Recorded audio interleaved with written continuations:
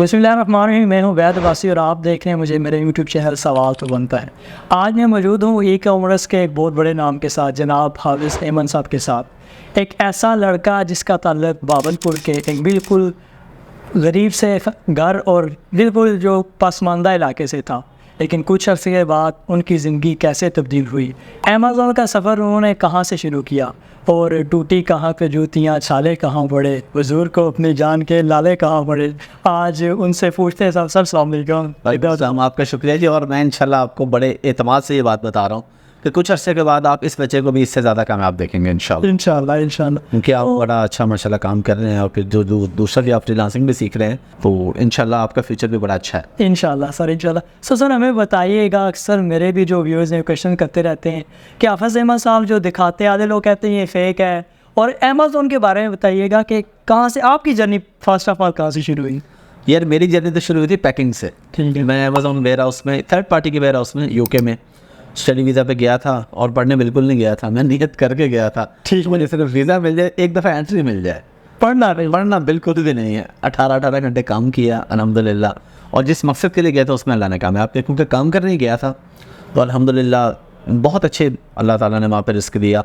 1 साल जॉब की और 1 साल के बाद वही जॉब से ही, जॉब छोड़ के पैकिंग की जॉब से अमेज़ॉन का बिज़नेस था, तो मुझे आइडिया हो गया कि सारा अपने काम करना हो तो कैसे करना है। तो सब अल्लाह का करम है। असल चीज़ है कि रास्ते भी अल्लाह ही दिखाता है, असबाब भी अल्लाह ही बनाता है, सब कुछ अल्लाह की तरफ से होता है। तो बस मुझे तो अगर आप मेरे से पूछे ना कि कोई एक बात आप बताएं कि आप यहाँ से जहाँ कैसे पहुँच गए, तो मैं कहूँगा अल्लाह ने यहाँ उस वक्त उठाया और यहाँ बिठा दी, दैट्स इट। बाकी सारी बात है अल्लाह ताला जो सबब बनाता है उस पर भी आप लगे रहते हैं, कोशिश करते रहते हैं।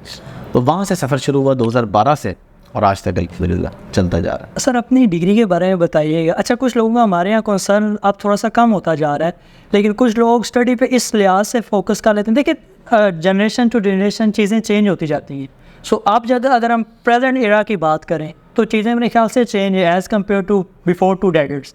तो आपकी हिस्ट्री ये है, कोई थोड़ा बहुत बताइएगा। BA तीसरी दफ़ा में पास हुआ, उसके बाद MA इस्लामियात जो आपने कंप्लीट किया, तो वो सारी जर्नी के बारे में सर बताइएगा। यार एक तो मैं आज के जो स्टूडेंट्स हैं उनको भी यही कहना चाहूँगा कि डिग्री ज़रूर करें, लेकिन जब 100 में से 33 वाला पास है तो आपने 90 लेके क्या करना है। सर डिग्री करें, डिग्री होनी चाहिए, लेकिन आप सारा फोकस उधर लगा देते हैं। और मसला क्या होता है, जब आप सारा फोकस डिग्री पे लगाते हैं और आप 4 CGPA के साथ निकलते हैं या 3.6 या 3.7, तो फिर आप में कोई बिज़नेस करने की सलाहियत नहीं रहती। आपका जहन बन जाता है फिर ग़ुलामी वाला कि बस क्योंकि मेरा ये CGPA है तो अब मैं नौकरी करूँगा। चाहे टॉप करके आए। हाँ, टॉपर्स आपको हमेशा जॉब करता हुआ मिलेगा, मतलब 99%। और जो बैक बेंचर्स और फेल होने वाले और रो के पास होने वाले, वो आपको हमेशा बॉसेस और बिजनेसमैन मिलेंगे। उनमें से भी लोग जॉब कर रहे होते हैं, लेकिन टॉपर्स में आपको बिजनेसमैन बहुत कम मिलेंगे। बिजनेसमैन आपको हमेशा मिलेगा बैक बेंचर्स और फेल होने वाला या रो के पास होने वाला। उसकी रीज़न ये है कि उसके दिमाग पर बहुत सी चीज़ें चल रही होती हैं। उसे पता होता है यार मेरे पास डिग्री तो ऐसी है कोई नहीं, और मुझे जॉब तो पता नहीं अच्छी मिलेगी कि नहीं, तो मैं ये ट्राई करता हूँ, मैं ये ट्राई करता हूँ, मैं ये ट्राई करता हूँ। तो वो कहीं ना कहीं पर कामयाब हो जाते हैं और बड़ा ज़बरदस्त सिलसिला चलता है। तो डिग्री ज़रूर करें, लेकिन फोकस आपका। अब मैं जब BA में फ़ेल हुआ, मेरे शुरू से जहन में ये तो था कि यार कुछ ख्वाब थे, यानी नौकरी का ख्वाब नहीं था। ये ख्वाब जब था कि यार कुछ होना चाहिए, कोई अपना कुछ काम होना चाहिए। ये तो नहीं पता था कि अल्लाह ताला इतना करम कर देगा। तो बस BA में फ़ेल हो गया, फिर हमें इस्लामियात किया, उसका भी IT से या इंग्लिश से कोई ताल्लुक़ नहीं। अब मेरा काम जो ई-कॉमर्स का है, इंग्लिश में मैं फ़ेल, IT मुझे नहीं आती थी। तो ये तो फील्ड में आके मैं अक्सर लोगों को ये बताता हूँ, अब इंग्लिश आपकी बड़ी नहीं हो गई है, रिटर्न और तो ज़ाहिर ये चीज़ें माहौल से आती है, किताबों से नहीं आती। यूके में रह रहा है कि ज़ाहिर मुझे और फ्लुएंट इंग्लिश बोलता हूँ, मैं इंटरव्यूज़ भी दे सकता हूँ, सारी बातचीत हो जाती है, लेकिन ये माहौल में रहने से ही, किताबें पढ़ने से नहीं है। तो पाकिस्तान में इवन MCOM और MBA जो लड़के हैं, वो जब डिग्री करके निकलते हैं, अगर उनकी किसी बैंक में जॉब होती है तो उन्हें नहीं पता कि मैंने क्या करना है। वो वहाँ पे जाके इंटर्नशिप करके वहाँ पे सीखते हैं कि मैंने क्या करना है। तो उनकी डिग्री तो उनके काम नहीं आई ना। वही काम आप MA इंग्लिश वाले को वहाँ बिठा दे, वो भी सीख जाएंगे। अच्छा सर, एक मुझे ये बताइए, हमारे बच्चे आते हैं मैट्रिक FSC के बाद, यूनिवर्सिटी में आते हैं, तकरीबन 4 साल का ड्यूरेशन वो, और जो मैं मिनिमम फ़ीस आपको बता रहा हूँ क्योंकि हम उस सर्कल में हैं अभी, तो मिनिमम जो बिल्कुल थकी हुई डिग्री है ना, उसकी भी कम से कम 8 लाख 10 लाख 8 लाख 10 हज़ार ये फ़ीस है। तो मुझे बताइएगा, वो स्टूडेंट जो तकरीबन सुबह 7 से लेके 1 बजे तक या 5-6 घंटे यूनिवर्सिटी जाते हैं, वो इसको कैसे कंटिन्यू कर सकते हैं? वो कैसे एज अ वर्चुअल असिस्टेंट कैसे काम कर सकते हैं, अपनी सर्विस कैसे प्रोवाइड कर सकते हैं, आप बताइएगा। यार बड़ी आसानी से कर सकते हैं। मुझे ये बताएं कि जब वो यूनिवर्सिटी के बाद किसी लड़की को लेके 4 घंटे बैठे होते हैं या किसी कैफ़े में जाते हैं, तो वही लड़कियां छोड़ो और इधर आओ पैसे कमाओ। पैसा आया तो लड़कियाँ, पैसा आएगा तो फिर आपको रिश्ता भी आसानी से मिल जाएगा और जल्दी मिल जाएगा।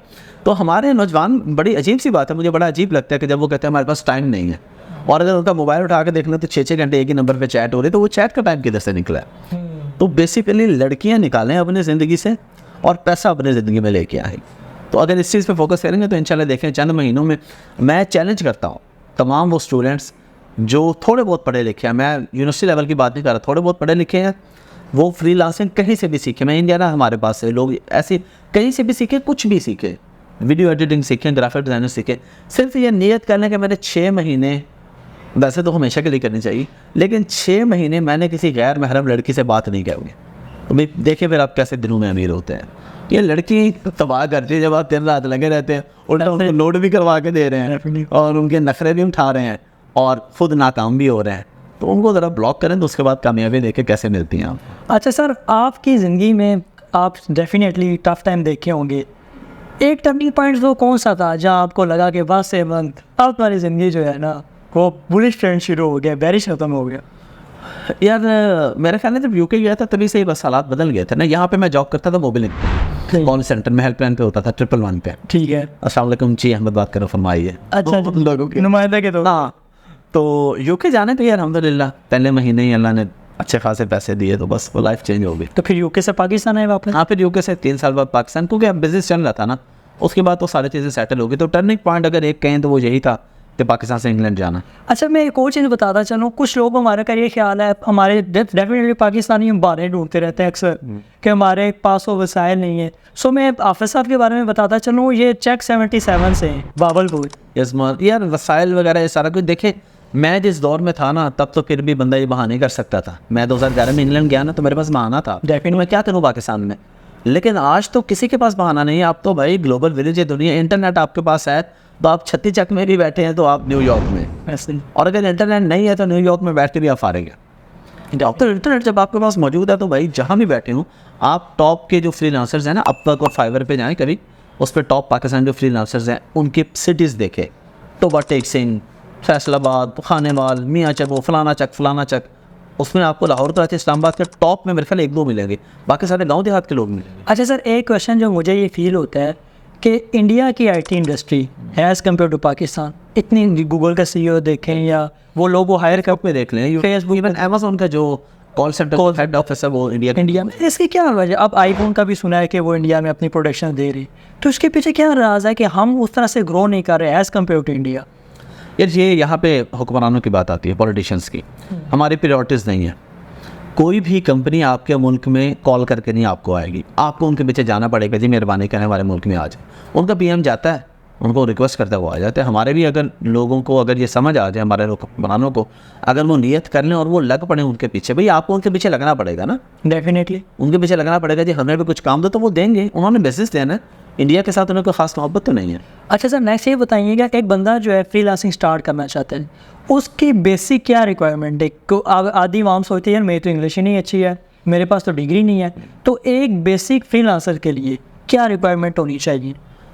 बेसिक इंग्लिश का मतलब है कि आपको अगले के बात समझ आ जाए और अगले को आपकी समझ आ जाए, यह है बेसिक इंग्लिश का मतलब। अपना मैक्सिकन में ही कर लें। हाँ, ग्रामर उसमें ठीक है या नहीं है, प्रोनाउंस आप कर सकते हैं नहीं कर सकते, इससे कोई फ़र्क नहीं पड़ता। ठीक है, क्योंकि आपका क्लाइंट आपको काम के लिए आपके पास आ रहा है, इंग्लिश के लिए नहीं आ रहा। उसे पता है पाकिस्तानी ज़रा अमेरिका से लोग जो पाकिस्तान को हायर कर रहे हैं, हाँ, तो इंग्लिश के लिए थोड़ा ही कर, वो तो काम के लिए हायर, डेफिनेटली इंग्लिश के लिए हायर करना होगा। अमेरिका में उसके पास थोड़े हैं। सही। अच्छा, काम के लिए अमेरिका में क्यों नहीं हायर करेगा? क्योंकि वहाँ पे $40 फी घंटा कौन दे पढ़े लिखे बंदे, यहाँ 5-10, यहाँ $5 फी घंटा में काम हो जाएगा।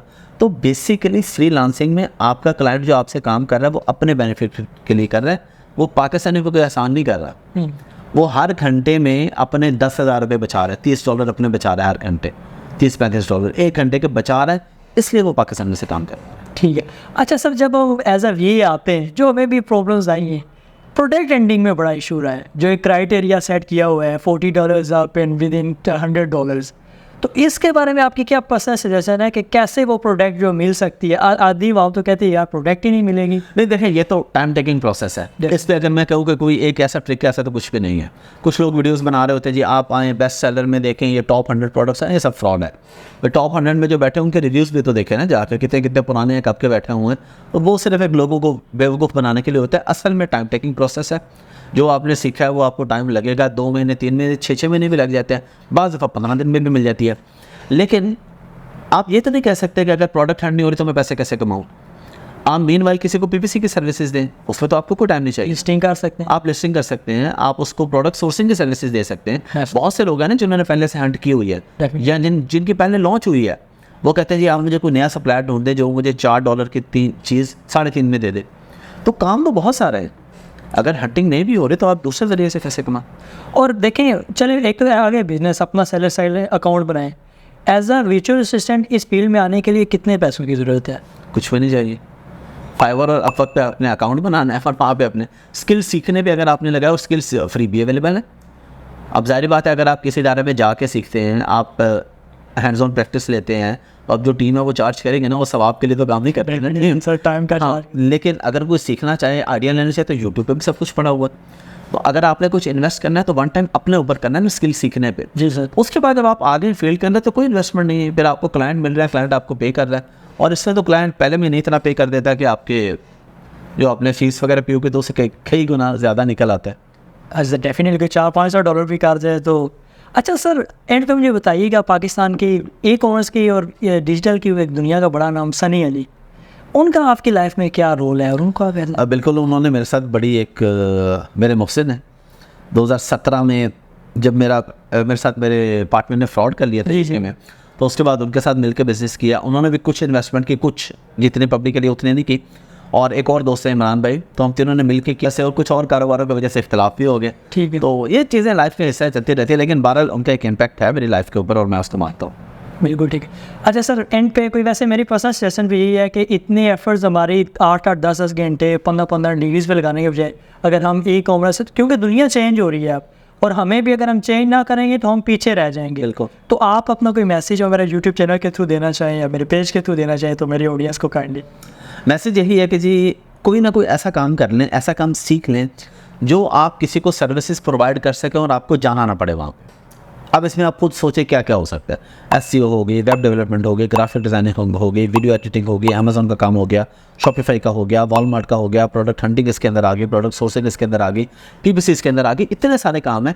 ऐसा काम सीख लें कि आपको जाना ना पड़े किसी के पास, अपने घर बैठ के सर्विसेज दें और कोशिश करें कि पाकिस्तानियों को कभी सर्विसेज ना दें।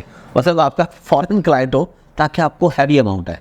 पाकिस्तानी हमेशा कैलकुलेट करेगा, आपको पाकिस्तानी क्लाइंट मिलेगा ना, आप उसे कहेंगे $500 महीने का, अच्छा यार ये तो 1.5 लाख बनते हैं, तो ये तो बहुत ज़्यादा अमाउंट है, पाकिस्तान में आप 50,000 ले लो मुझसे। फ़ॉरेन क्लाइंट को आप 500 कहेंगे, वो फ़ौरन आपसे काम करेगा। तो कोशिश करें डॉलर्स में इनकम जनरेट करें, बाहर के लोगों से जनरेट करें, ताकि इवेंचुअली पैसा पाकिस्तान में आए, जिससे आपका भी फ़ायदा हो और आपके मुल्क का भी फ़ायदा हो। अच्छा सर देखें हमारी जो तकरीबन मोर देन 50% अवाम जो है वो फीमेल पे मुश्तमिल है, हमारी औरतें, बिल्कुल। और औरतें इस तरह बाहर भी नहीं मूव कर सकती, तो उनके लिए आपकी क्या सजेशन है? घर बैठ के वो एज अ वर्चुअल असिस्टेंट काम करके, हमारे पास बहुत से स्टूडेंट्स आते भी हैं, जैसे स्टोरीज़ हैं कोई $1,000 पर मंथ, 2,000 पर मंथ, और बहुत सी ख़वातीन माशाल्लाह कमा रही हैं। हमारे पास भी बहुत से ऐसे ख़वातीन स्टूडेंट्स हमारे जो कर रही हैं, और भी पाकिस्तान में बहुत हैं, बहुत से लोगों से, बहुत से इदारों से सीख के लोग ये काम कर रहे हैं। ख़वातीन के लिए ज़्यादा अच्छा है, स्पेशली जो हाउस वाइफ्स हैं उनके लिए बहुत अच्छा है, क्योंकि हमारे पास ऐसी हैं हाउस वाइफ्स, तो हमें वो अपना एक्सपीरियंस शेयर करते हैं। वो कहते हैं दिन को बच्चे स्कूल जाते हैं तो हम सुबह सो जाते हैं, सारा दिन सुकून से सोते हैं, शाम को बच्चे आते हैं, उनके साथ खाना, उनके साथ टाइम भी स्पेंड किया, रात को जब बच्चे सोए तो हम लैपटॉप ओपन करके बैठ गए। अमेरिकन टाइमिंग के हिसाब से उन्होंने रात को काम किया, तो बड़ी बेहतरीन लाइफ हो जाती है, बड़ी बैलेंस्ड लाइफ, जिससे आपका घर भी इफेक्ट नहीं होता और आपकी जो प्रोफेशनल लाइफ है, आपकी जो इनकम कोई आप जनरेट करना चाहें वो भी इफेक्ट नहीं होती। अच्छा सर लास्ट क्वेश्चन है, आपको इजाज़त चाहूँगा, एज अ VA जब इस फील्ड में जाता है तो आप बताएं एज अ VA कोई 5 महीने बाद 6 महीने बाद वर्क करने वाला VA निकम्मा नहीं, कितने पैसे जनरेट कर लेता हूँ? यार मैं रियलिस्टिक बात करता हूँ, लोग हवा की बातें करते हैं, $20,000 $30,000 कमाते हैं लोग, हज़ारों में एक, और कई सालों के बाद 5-6 महीने बाद अगर काम करने वाला बंदा है तो $1,000 कहीं भी नहीं गया। 2.5-3 लाख रुपए तो मामूली अमाउंट है जो वो आराम से कमा सकते हैं। बाकी आपकी मेहनत है। एक बंदा अगर सही मेहनत करने वाला हो तो वो $2500-3000 तक भी जा सकता है। इससे ऊपर जाने के लिए फिर या तो आपको टाइम काफ़ी हो गया हो या फिर आप टीम हायर करते हैं साथ, क्योंकि एक बंदे की कैपेसिटी है ना 10, 12, 14 घंटे काम कर लेगा, उससे ऊपर तो नहीं कर सकता। फिर आप टीम हायर कर लेते हैं, डिजिटल ठेकेदारी इसको हम कहते हैं। बिल्कुल। कि आपका अकाउंट है फाइवर अपवर्क पे, क्लाइंट आप पकड़ रहे हैं, अब आप आगे बच्चों से काम करवा रहे हैं, आधे पैसे अपनी जेब में, आधे काम करने वाले की जेब में। तो इस तरह काफ़ी सारी ऑप्शंस होती हैं। लेकिन आप अपने माइंड में $700-800 रखें, 2-2.5-3 लाख रुपया शुरू में ही, तो वो इंशाल्लाह आप उसको। Thank you so much. Thank you so much. So ये थे हाफिज़ अहमद और इनकी रोदाद आपने सुनी कि कैसे हम पैसे जनरेट कर सकते हैं ऑनलाइन मार्केट से। इनके खुद भी कोर्सेज़ हैं, FBA करवाते हैं, एज अ म्यूचुअल असिस्टेंट करवाते हैं। इनके तकरीबन माशाल्लाह से ये बैच 28 चल रहे हैं। तो आप लोग भी इसमें इनरोल हों, और जो हमारी गुर्बत की सज़ा दिन ब दिन बढ़ती जा रही है, अगर हम उसे वैसे प्रैक्टिकली काम करना चाह रहे हैं तो ऑनलाइन मार्केट में आना शुरू कर दें, इससे पहले कि बहुत देर हो जाए। Sir thank you so much. Thank you, आपका शुक्रिया।